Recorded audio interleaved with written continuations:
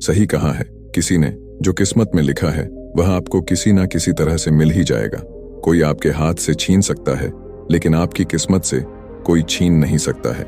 देर से ही सही, जो आपकी किस्मत में लिखा है वह आपको जरूर मिलेगा। आज की कहानी बड़ी ही खास है, इसलिए इस कहानी को अंत तक जरूर सुनिए, क्योंकि यह कहानी आपकी जिंदगी बदल सकती है। पुराने समय की बात है। एक विशाल और समृद्ध राज्य था जिसका नाम शांतिपुर था। इस राज्य के राजा विभंजन सिंह थे, जो अपनी न्यायप्रियता और प्रजा के प्रति समर्पण के लिए प्रसिद्ध थे। राजा का दरबार सदा विद्वानों, सेनापतियों और मंत्रियों से भरा रहता था। इसमें से एक राज्य के राजगुरु थे जिन्हें आचार्य वीरेंद्र कहा जाता था। वे एक विद्वान और तपस्वी व्यक्ति थे जिनकी गहरी विद्या और ज्योतिष में महारत थी। उन्होंने राज्य को कई बार संकटों से बचाया था, इसलिए राजा और प्रजा दोनों ही उनका बहुत सम्मान करते थे। राजगुरु का एक निजी स्कूल भी था जो एक शांत नदी के किनारे बसा हुआ था। वे अधिकतर समय वहीं बिताते थे, गांव के बच्चों को पढ़ाते और जीवन के महत्व को सिखाते थे। वे दरबार में केवल विशेष अवसरों पर ही आते थे, और जब भी आते थे सभी उनकी विद्वत्ता और ज्ञान का आदर करते थे। एक दिन आचार्य वीरेंद्र दरबार में पहुंचे। उस दिन राजा विभंजन सिंह को गहरी चिंता में डूबा हुआ देखकर उन्होंने पूछा, महाराज, आपकी चिंता का कारण क्या है? तब राजा ने गहरी सांस लेते हुए कहा, आचार्य वीरेंद्र, मेरी बेटी राजकुमारी कविता अब विवाह योग्य हो गई है। वह बहुत ही गुणी, बुद्धिमान और सुंदरी है, लेकिन अब तक उसके लिए उपयुक्त वर नहीं मिल पाया है। यह सोच सोच कर मैं चिंतित हूं कि उसके लिए सर्वश्रेष्ठ वर कौन हो सकता है। आचार्य वीरेंद्र ने गंभीरता से कहा, महाराज, यदि आप अनुमति दें तो मैं राजकुमारी की कुंडली देख सकता हूं। शायद उसमें कुछ संकेत मिले जिससे हम उचित वर का चयन कर सकें। राजा ने सहमति दे दी और राजकुमारी की कुंडली आचार्य वीरेंद्र के सामने रखी गई। आचार्य ने कुंडली को ध्यान से पढ़ना शुरू किया और धीरे धीरे उनके चेहरे पर गंभीरता आ गई। उनकी भौं तन गई और आंखों में आचार्य के भाव आ गए। आचार्य वीरेंद्र ने गहरे विचार में डूबते हुए कहा, महाराज, राजकुमारी कविता की कुंडली अत्यंत विलक्षण है। वह प्रतिभा की धनी है और उसका भाग्य अत्यंत उज्जवल है। उसकी कुंडली में लिखा है कि जिसके साथ भी उसका विवाह होगा वह व्यक्ति राजा से महाराजा और महाराजा से सम्राट और सम्राट से चक्रवर्ती सम्राट बन जाएगा। उसकी उपस्थिति जिस कुल में भी जाएगी उस कुल का भाग्य उदय होगा और वह कुल उन्नति के शिखर पर पहुंच जाएगा। राजा विभंजन सिंह यह सुनकर हर्षित हो गए, लेकिन तभी आचार्य वीरेंद्र के मन में एक कुटिल विचार आया। उन्होंने सोचा, यदि ऐसा ही है तो क्यों न मैं ही उससे विवाह कर लूं। मैं भी इस महान भाग्य का अधिकारी बन सकता हूं। यदि मैं उससे विवाह कर लूं तो मेरा भाग्य उदय होगा और मैं चक्रवर्ती सम्राट बन जाऊंगा। इस लालच ने आचार्य वीरेंद्र के मन पर कब्जा कर लिया और उन्होंने एक योजना बनाई। आचार्य वीरेंद्र ने राजा से कहा, महाराज, यद्यपि राजकुमारी का भाग्य अत्यंत उज्जवल है, लेकिन इसमें एक अड़चन है। यदि उसका सीधा विवाह करा दिया गया तो उसके साथ विवाह करने वाला व्यक्ति भी उसका भाग्य लेकर उन्नति करेगा, लेकिन उसके परिवार का विनाश निश्चित है। उसकी कुंडली में लिखा है कि यदि उसका विवाह सीधे किसी भी राजा से करा दिया जाए तो वह राजा का परिवार और वंश नष्ट हो जाएगा। राजा विभंजन सिंह यह सुनकर गहरी चिंता में पड़ गए। उन्होंने कहा, आचार्य वीरेंद्र, फिर क्या किया जाए? मेरी बेटी का भाग्य तो उज्जवल है, लेकिन मैं अपने वंश के नाश का जोखिम नहीं उठा सकता। आचार्य वीरेंद्र ने अपनी योजना के अनुसार सुझाव दिया, महाराज, एक उपाय है। आप राजकुमारी को एक बड़े से बक्से में बैठाकर उसमें हीरे जवाहरात और आभूषण भर दीजिए। फिर उस बक्से को नदी की धारा में प्रवाहित कर दीजिए। जहां भी यह बक्सा जाकर ठहरेगा वहीं उसका विवाह होगा। इस तरह भाग्य का निर्णय स्वयं ईश्वर करेंगे और उसका भाग्य संयोग से बंधा होगा। इस उपाय से न तो आपका वंश नष्ट होगा और न ही कोई अनिष्ट होगा।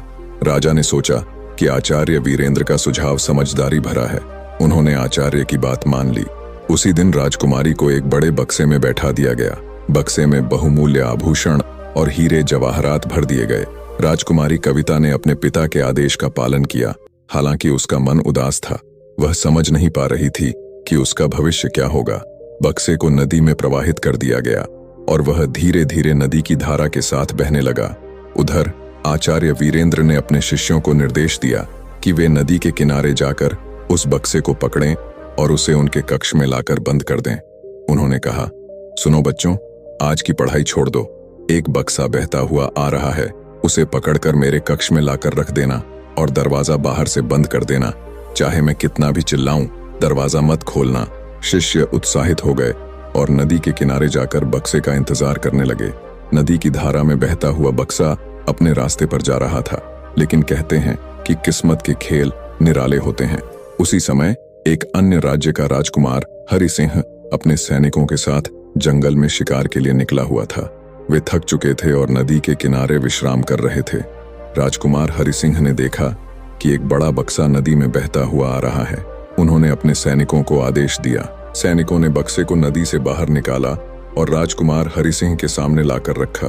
बक्सा भारी था, लेकिन जब उसे खोला गया तो अंदर से एक सुंदर राजकुमारी निकली। राजकुमार हरि सिंह आश्चर्यचकित हो गए और उन्होंने पूछा, देवी, आप कौन हैं और इस हालत में यहाँ कैसे पहुंची? तब राजकुमारी कविता ने उन्हें सारी कहानी बताई। राजकुमार हरि सिंह ने तुरंत निर्णय लिया और कहा, महाराज की आज्ञा थी कि जिस व्यक्ति के सामने यह बक्सा खुलेगा उसी से विवाह होगा। देवी, यदि आप सहमत हैं तो मैं आपसे विवाह करना चाहता हूँ। राजकुमारी ने सहमति जताई और वहां पर विवाह संपन्न हो गया।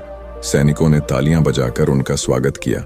उधर आचार्य वीरेंद्र को उम्मीद थी कि बक्सा उनके पास पहुंचेगा, लेकिन किस्मत ने उनका साथ नहीं दिया।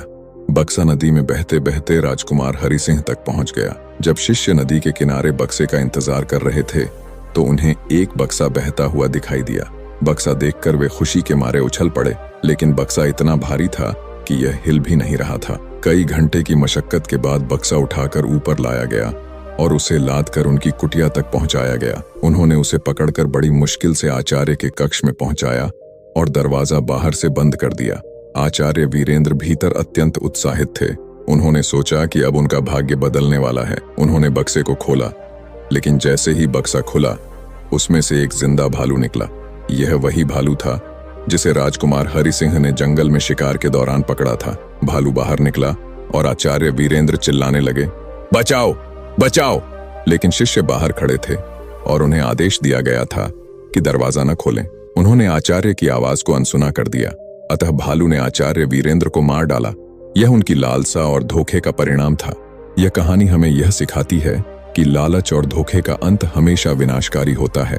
आचार्य वीरेंद्र ने अपनी विद्या और ज्ञान का दुरुपयोग किया और परिणाम स्वरूप उन्हें अपने जीवन से हाथ धोना पड़ा। भाग्य और संयोग का खेल हमेशा हमारे नियंत्रण में नहीं होता है और जो होना होता है वह होकर रहता है।